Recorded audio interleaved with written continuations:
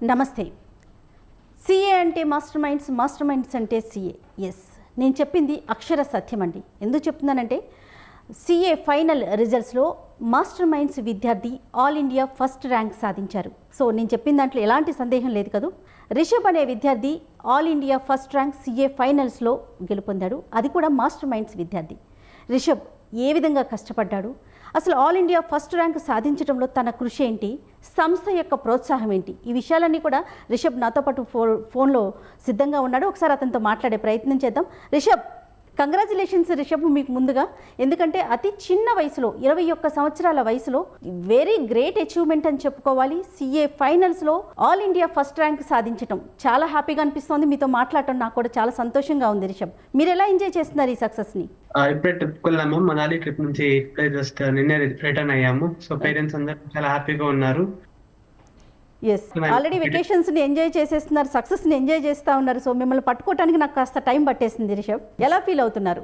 చాలా హ్యాపీగా ఉంది మ్యామ్. అది ఈ వెకేషన్ లో ఈ సక్సెస్, అమ్మ నాన్న వాళ్ళ హ్యాపీనెస్ అంతా చాలా బాగుంది. ఓకే, ఇక్కడ వచ్చిన తర్వాత కూడా అందరూ నైబర్స్ రిలేటివ్స్ వాళ్ళంతా పిలుస్తున్నారు, ఆనర్ వాళ్ళంతా చెప్తున్నారు. ఇన్ఫాక్ట్ 26 జనవరి అప్పుడు నాతో ఫ్లాగ్ హాయిస్టింగ్ చేపియాలి అని చెప్తున్నారు. సో 2024 ఇయర్ ఎండింగ్ అనేది మీకు ఒక గుడ్ న్యూస్తో వెళ్ళిపోయింది అనుకోవాలి బహుశా. అయితే రిషబ్, మనతో పాటుగా ఈరోజు నాతో పాటు ఉన్నారు సీనియర్ చార్టర్డ్ అకౌంటెంట్, అలానే మాస్టర్ మైండ్స్ యొక్క అకాడమిక్ అడ్వైజర్గా 22 సంవత్సరాల అపార అనుభవం ఉన్నటువంటి ప్రకాష్ గారు.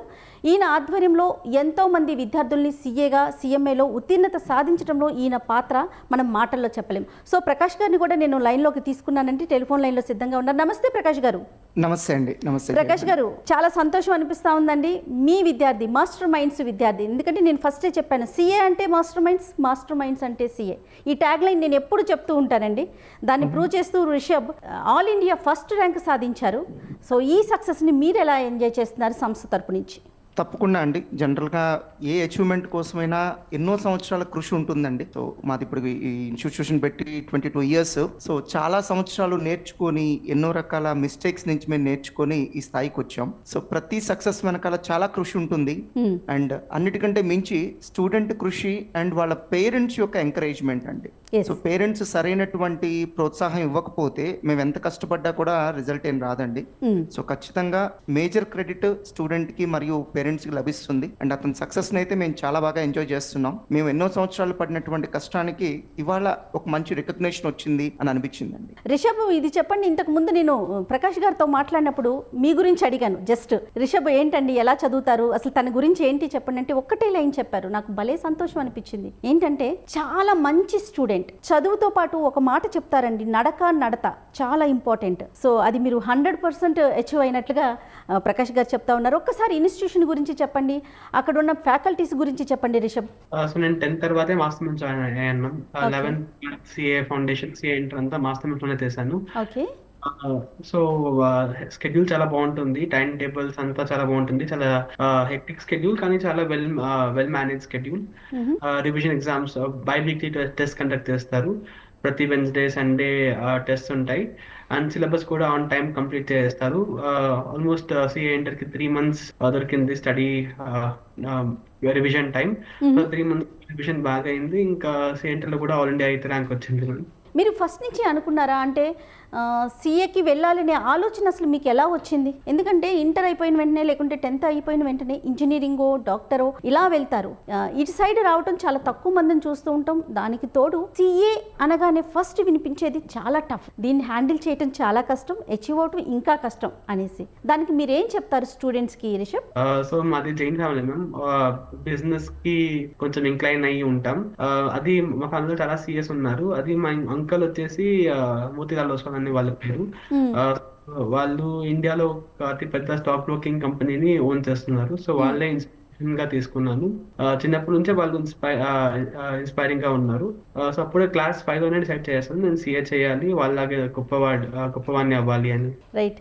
ప్రకాష్ గారు ఇది చెప్పండి సార్, స్టూడెంట్స్ మెంటాలిటీ ఏ విధంగా ఉంటుంది? ఎందుకంటే 22 సంవత్సరాల అపార అనుభవం ఉంది, కొన్ని వేలల్లో స్టూడెంట్స్ని మీరు చూస్తుంటారు. సిఏ, ఐసిడబ్ల్యూఏ లేదా సిఎంఏ ఇటువైపు వస్తున్న సంఖ్య నిజంగా పెరుగుతోంది అనుకోవాలా? అండ్ ఉత్తీర్ణత శాతం ఏ విధంగా ఉందండి? మన సింపుల్ గా ఉండే కోర్సెస్ లో అందరూ క్వాలిఫై అవుతారండి. ఇప్పుడు ఒక డిగ్రీ తీసుకుంటే జాయిన్ అయిన ప్రతి ఒక్కరు క్వాలిఫై అవుతారు, బట్ జాయిన్ అయిన ప్రతి ఒక్కరికి ఆపర్చునిటీస్ ఉండవు కదండి. సో మంచి కోర్సెస్ లో ఎక్కడైనా సరే సెలక్షన్ రేట్ తక్కువగానే ఉంటుందండి. ఈవెన్ ఒక నీట్ తీసుకోండి, ఆల్మోస్ట్ ఒక 24 lakh స్టూడెంట్స్ ఎగ్జామ్ రాస్తున్నారు, అల్టిమేట్ గా సెలెక్ట్ అవుతుంది it's only 1,10,000, Yes. Including private medical colleges లో కలిపితే ఇట్స్ ఓన్లీ 1,10,000 అండి. అలానే ఒక గవర్నమెంట్ జాబ్ కి ట్రై చేస్తారు, హండ్రెడ్స్ లో జాబ్స్ ఉంటాయి, లాక్స్ ఆఫ్ స్టూడెంట్స్ ట్రై చేస్తారు. సో మంచి ఆపర్చునిటీస్ ఉన్న ఏ కోర్స్ లో అయినా సరే మీకు 100% క్వాలిఫై అవడం అనేది అసలు జరగదండి. సో సిఎస్ఈఎంఏ కోర్సెస్ లో కూడా ఒక నీట్ లో లాగానో ఒక జేఈలో లాగానో 5% లేకపోతే లెస్ దాన్ 5% సెలక్షన్ రేట్ కాకుండా ఇక్కడ ఆల్మోస్ట్ ఆల్ ఇండియా లెవెల్లోనే 25 to 30% సెలక్షన్ రేట్ ఉంటుందండి, క్వాలిఫైయింగ్ రేట్ ఉంటుంది. అండ్ ఇంకో బెస్ట్ పార్ట్ ఏంటంటే ఒకవేళ ఫెయిల్ అయితే మళ్ళీ 1 year పాటు వెయిట్ చేయాల్సిన అవసరం ఉండదు. సో ఫౌండేషన్ కానీ సిఏ ఇంటర్ అయితే ప్రతి 4 months కే ఎగ్జామ్స్ ఉంటాయి, ఫైనల్ అయితే ప్రతి 6 months కోసారి ఎగ్జామ్స్ ఉంటాయి. Yes. సో అలానే ఇక్కడ ఫెయిల్ అయిన వాళ్ళకి కూడా ఆపర్చునిటీస్ ఉంటాయండి. నేను చెప్తుంది ఆల్ ఇండియా లెవెల్లో 25 to 30% అండి, బట్ జనరల్ గా ఇన్స్టిట్యూషన్ వైజ్ ఇప్పుడు మాస్టర్ మైండ్స్ కానీ మరొక సిఏ కోచింగ్ ఇన్స్టిట్యూషన్ కానీ తీసుకుంటే కోచింగ్ సెంటర్ వైజ్ మనం తీసుకుంటే ఖచ్చితంగా అది 2 నుంచి 2.5 times ఉంటుందండి. అంటే ఒక 50 to 60% ఖచ్చితంగా క్వాలిఫై అవుతారు. ఇంకా రిషబ్ విషయానికి వద్దామండి. ఇంటర్ నుంచి చూస్తా ఉన్నారు, తను ఎంఈసీ స్టూడెంట్ కదండి? అవునండి, కామర్స్. రిషబ్ గురించి ఒకసారి చెప్పండి. అంటే ఎంఈసీనే సెలెక్ట్ చేసుకోవాలా లేదా సిఏకి వెళ్ళాలి అంటే ఇంటర్మీడియట్లో ఏ సబ్జెక్ట్ తీసుకుంటే చాలా బెటర్ ఆపర్చునిటీస్ ఉంటాయి, అంటే సిఏని కంప్లీట్ చేయడానికి చాలా ఈజీ అవుతుందంటారు? యాక్చువల్గా ఇంటర్మీడియట్లో ఏ గ్రూప్ తీసుకున్న వాళ్ళైనా సిఏ చదవచ్చు అండి. ఓకే. ఎందుకంటే ఇక్కడ 0 నుంచి చెప్తాం, అంటే వాళ్ళ బేసిక్స్తో మాకు సంబంధం ఉండదు, మేము 0 నుంచి చెప్తాం కాబట్టి. కాకపోతే ఇంటర్మీడియట్ లో ఎంఈసీ లాంటి గ్రూప్ తీసుకుంటే ఏమవుతుందంటే అక్కడ ఉన్నటువంటి ఎకనామిక్స్, కామర్స్, మ్యాథ్స్ ఇవన్నీ కూడా తనకి ఫర్దర్ గా ఉండేటువంటి సిఏ కోర్స్ లో ఎకనామిక్స్, కామర్స్ కూడా ఉంటుంది కాబట్టి ఒక స్ట్రాంగ్ ఫౌండేషన్ ఏర్పడుతుంది. ఇప్పుడు ఒక నీట్ చదవాలనుకునే పిల్లవాడిని 6th క్లాస్ నుంచి నీట్ ఫౌండేషన్ చెప్తున్నారు కదండి. అవును. సో 6th క్లాస్ నుంచి ఐఐటి ఫౌండేషన్ చెప్తున్నారు కదండి. అంటే వాళ్ళ ఉద్దేశం ఏంటంటే ఫౌండేషన్ స్ట్రాంగ్ గా ఉండాలి అని. అలానే సిఏ కోర్సు కూడా ఫౌండేషన్ స్ట్రాంగ్ గా ఉండాలి అంటే ఇంటర్మీడియట్ లెవెల్లోనే ఎంఈసీ గ్రూప్ నుంచి వస్తే చాలా బాగుంటుంది. అప్పటికి అంత అవేర్నెస్ లేక ఇప్పుడు ఏమవుతుందంటే స్కూల్ లెవెల్లో 10th క్లాస్లో వాళ్ళకి ఫిజిక్స్, కెమిస్ట్రీ, మ్యాథ్స్ మాత్రమే సబ్జెక్ట్స్ ఉంటున్నాయి, అసలు కామర్స్ అనే సబ్జెక్ట్ ఉంది, లా అనే బ్యూటిఫుల్ సబ్జెక్ట్ ఉంది, వాళ్ళకి తెలియట్లేదు. అవును. సో ఇవాళ వాటిలో కూడా చాలా ఎక్స్ట్రాడినరీ ఆపర్చునిటీస్ ఉన్నాయి, అంటే ఫైనాన్స్ లో కానీ లాలో కానీ చాలా మంచి ఆపర్చునిటీస్ ఉన్నాయి. అన్ఫార్చునేట్లీ స్కూల్ లెవెల్లో ఆ సబ్జెక్ట్స్ అసలు ఉండవు. ఏదైతే 10th లోపే ఉంటారో ఈ లోపు నుంచే పిల్లలకి వాటి మీద ఒక అవగాహన ఉంటే బాగుంటుందేమో. ఎస్ అండి, అది అన్ఫార్చునేట్లీ ఉండట్లేదు. దాంతో ఏంటంటే అందరూ కూడా నేను ఇంజనీరింగ్ చదవాలి, మెడిసిన్ చదవాలని అనుకుంటున్నారు తప్ప అది కాకుండా ఇంకా మంచి మంచి ఆపర్చునిటీస్ ఉన్న కోర్సెస్ చాలా ఉన్నాయి. నేను సిఏ ఒక్కటే ఉందని చెప్పట్లేదు, చాలా మంచి మంచి కోర్సెస్ ఉన్నాయండి, బట్ వాటి గురించి పేరెంట్స్కి తెలియట్లేదు, స్టూడెంట్స్కి తెలియట్లేదు. సో స్ట్రాంగ్ ఫౌండేషన్ కావాలంటే ఇంటర్మీడియట్ నుంచి చదివితే గనక చాలా మంచి రిజల్ట్స్ ఉంటాయండి. రైట్. మాస్టర్ మైండ్స్ యొక్క స్పెషాలిటీ చెప్పండి. ఎందుకంటే ఆల్ ఇండియా ఫస్ట్ ర్యాంక్ సాధించడం అనేది నిజంగా చిన్న విషయం కాదండి, చాలా గొప్ప అచీవ్మెంట్. దీనికి సంబంధించి మాస్టర్ మైండ్స్ యొక్క స్టాఫ్ వాళ్ళ సహకారం, సహాయం ఏ విధంగా ఉపయోగపడుతుంది? మీరు కోచింగ్లో ఎలాంటి కేర్ తీసుకుంటారు? ఖచ్చితంగా ఇది ఒక రొటీన్ కోర్స్ అయితే కాదండి, మనం ఎలా పడితే అలా ఆర్గనైజేషన్ రన్ చేయలేము. ఇక్కడ స్టూడెంట్స్కి ఎంత ఖచ్చితంగా అంటే ఒక ఫోకస్డ్గా చదవాల్సిన నీడ్ ఉంటుందో ఆర్గనైజేషన్గా మేము కూడా చాలా ఫోకస్డ్గా రన్ చేయాల్సి ఉంటుంది. సో కాన్స్టెంట్గా ఇక్కడ మేము అప్డేట్ అవ్వాల్సి ఉంటుంది. క్వశ్చన్ పేపర్స్ ఎప్పటికప్పుడు చేంజ్ అయిపోతూ ఉంటాయి, దానికి తగినట్టుగా మేము కూడా అప్గ్రేడ్ అవుతూ ఉండాలి. సో కాన్స్టెంట్గా సబ్జెక్ట్లో వస్తున్నటువంటి చేంజెస్ని మేము గమనించుకుంటూ ఉండాలి. అండ్ మా సిలబస్ కూడా ఎలా ఉంటుందంటే ప్రతి 5 yearsకి సిలబస్ మారిపోతుంటుందండి. సో ఆటోమేటిక్గా మేము కూడా అప్గ్రేడ్ అవ్వాలి, మేము కూడా మా నాలెడ్జ్ని అప్గ్రేడ్ చేసుకోవాల్సి ఉంటుంది. ఇది అంత ఒక నార్మల్ కోచింగ్ సెంటర్ లాగా నడపగలిగే కోర్స్ కాదండి. అందుకనే అన్ని చోట్ల దీనికి కోచింగ్ దొరకదు మీకు, ఎందుకంటే అది రన్ చేయడం అంత ఈజీ కాదు కాబట్టి ఒకసారి అంత ఫోకస్డ్ గా నడపాల్సి ఉంటుంది. రైట్. రిషబ్ గురించి చెప్పండి. తను అంటే ఏ విధంగా కష్టపడేవారు, ఎలా కోఆపరేట్ చేసేవారు, ఎలా నేర్చుకునేవారు? ఎందుకంటే ఈ వీడియో చూస్తున్న స్టూడెంట్స్ అందరికీ కూడా తను ఒక రోల్ మోడల్ కాబట్టి రిషబ్ గురించి ఒక ఫ్యూ లైన్స్. నా పర్సనల్ ఒపీనియన్ చెప్తానండి. నా ఉద్దేశంలో చదువు ఎంత ఇంపార్టెంటో అంతకంటే ఇంపార్టెంట్ మన క్యారెక్టర్. సో మన వే ఆఫ్ థింకింగ్, మనం ఎప్పుడు కూడా కన్స్ట్రక్టివ్ వేలోనే థింక్ చేయాలి, గ్రోత్ మైండ్ సెట్తోనే ఉండాలి తప్ప డిస్ట్రక్టివ్ మైండ్ సెట్ ఉండకూడదు. ఓకే. సో రిషబ్లో మనం మెచ్చుకోవాల్సినటువంటి, గుర్తించాల్సినటువంటి క్వాలిటీ ఆ కన్స్ట్రక్టివ్ మైండ్ సెట్. ఇప్పుడు నేను క్లాస్కి వెళ్ళాను అనుకోండి, ఒక మాట ఏదైనా చెప్తాను, కొంతమంది స్టూడెంట్స్ దాన్ని చాలా సీరియస్గా తీసుకొని వాళ్ళ మైండ్లో పెట్టుకొని ఒక 4-5 ఇయర్స్ తర్వాత కలిసినప్పుడు కూడా చెప్తారు, సార్ మీరు ఆ రోజు క్లాస్కి వచ్చినప్పుడు ఇలా చెప్పారు సార్, నేను దాన్ని చాలా సీరియస్గా తీసుకున్నాను, ఆ రోజు నుంచి నేను చేంజ్ అయ్యానని చెప్తుంటారు. సో కొంతమంది దాన్ని ఇగ్నోర్ చేసే వాళ్ళు ఉంటారు, కొంతమంది వెటకారం చేసే వాళ్ళు ఉంటారు. సో మీరు ఎలా రియాక్ట్ అయ్యారు అనే దాన్ని బట్టి మీ రిజల్ట్స్ ఉంటాయి. స్టూడెంట్స్ ఏంటంటే ఒక ఆర్గనైజేషన్లో మనం జాయిన్ అయినప్పుడు ఆ ఫోకస్ అనేది చాలా ఇంపార్టెంట్. ఆర్గనైజేషన్ చెప్పిన విధంగా మనం జర్నీ చేయడం అనేది చాలా ఇంపార్టెంట్. రిషబ్, మీరు చెప్పండి, మీ విజయాన్ని, మీ సక్సెస్ని పేరెంట్స్ ఎలా ఎంజాయ్ చేస్తున్నారు, అమ్మా నాన్న ఎలా ఎంజాయ్ చేస్తున్నారండి? చాలా హ్యాపీగా ఉన్నారు మ్యామ్. రిజల్ట్ వచ్చిన రోజు నుంచే relatives calls, neighbours calls, friends calls అంతా కాల్స్ వస్తున్నాయి. ఓకే. నాకు స్టేటస్ పెడుతున్నారు. ఏ రిలేటివ్స్ అయితే ఎప్పుడు కాల్ చేయలేదు ఆ రిలేటివ్స్ కూడా కాల్స్ చేస్తున్నారు. వేరే ఎవరు తెలియని వాళ్ళు కూడా కాల్ చేస్తున్నారు. చాలా హ్యాపీగా, నాన్నకు చాలా హ్యాపీ అండ్ ప్రౌడ్ గా ఉంది. నాన్న 2-3 days పడుకోలేదు అసలు హ్యాపీనెస్ తో. అమ్మ కూడా చాలా సంతోషంగా ఉంది. ఇప్పుడే ట్రిప్ నుంచి వచ్చాము, సో అందరూ టైర్డ్ అయినా చాలా ఎనర్జెటిక్ ఉన్నారు. కాల్స్ అంటే తీసుకుంటున్నారు, మాట్లాడుతున్నారు. అయితే ఎన్ని అవర్స్? జై గారు, నేనైతే అందరు స్టూడెంట్స్ కూడా వాళ్ళ పేరెంట్స్ కి ఇలాంటి సక్సెస్ ఇవ్వాలని మనస్ఫూర్తిగా కోరుకుంటాను. డెఫినెట్గా అండి, డెఫినెట్గా ఇలాంటి సక్సెస్ని ఇవ్వాలి. ఆ సక్సెస్ని ఇచ్చిన స్టూడెంట్స్తో మేమంతా కూడా మాట్లాడాలి. రిషబ్, మీరు చెప్పండి, ఎన్ని అవర్స్ కష్టపడేవారు, ఎన్ని అవర్స్ చదువుకునేవారు, టైం ఎంత కేటాయించేవారండి మీరు? సో 5 months స్టడీ లీవ్ లో first 2 months 10 hours per day, ఇంకా మళ్ళీ 2 months 12 hours per day, మళ్ళీ లాస్ట్ 15-20 days లో 14 hours per day. Okay. Okay. మొత్తం కూడా అక్కడ మాస్టర్ మైండ్స్ గుంటూరులోనే ఉండి చదువుకున్నారు మీరు? లేదు మ్యామ్, ఇంట్లోనే చదువుకున్నాను. ఎగ్జామినేషన్స్ ఉంటాయి, ఆ ఎగ్జామినేషన్స్ తన ఇంట్లో నుంచి కూడా రాయొచ్చు. ఓకే. మేము ఇవాల్యుయేట్ చేసి తనకి మళ్ళీ అడ్వైజెస్ ఇస్తాము. సో తనకి ఏంటంటే ఆ స్టడీ ఎన్విరాన్మెంట్ తన ఇంట్లో చాలా కంఫర్టబుల్ అనే ఉద్దేశంతో ఇంట్లో ప్రిపేర్ అయ్యాడు. అంటే స్టూడెంట్ ని బట్టి మీరు అలాంటి అవకాశాలను కూడా కల్పిస్తా ఉన్నారు కదా, అంతే కదండి.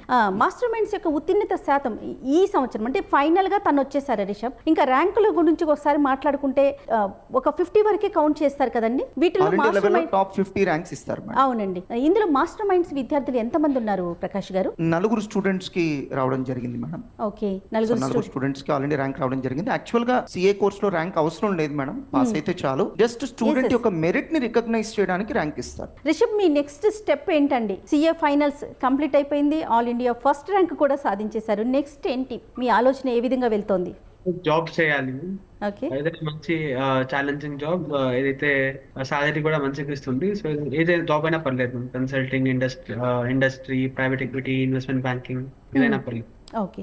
ఇప్పుడు ఎవరైతే సిఏ ఫైనల్స్లో ఉన్నారో ఆ స్టూడెంట్స్కి మీ తరపున ఏం చెప్తారు? అంటే ఎలా చదువుకోవాలి, వారికి ఏదైనా మోటివేషనల్గా ఒక 2 లైన్లు మీ వైపు నుంచి రిషబ్ ప్లీజ్. కన్సిస్టెంట్ గా ఉండాలి, hard work and smart work రెండు చేయాలి. అండ్ ఆర్టికల్షిప్ అప్పుడు కూడా ఎంజాయ్ చేసుకుంటూ వర్క్ చేసుకుంటూ కూడా చదువుని మేనేజ్ చేయాలి. ఓకే.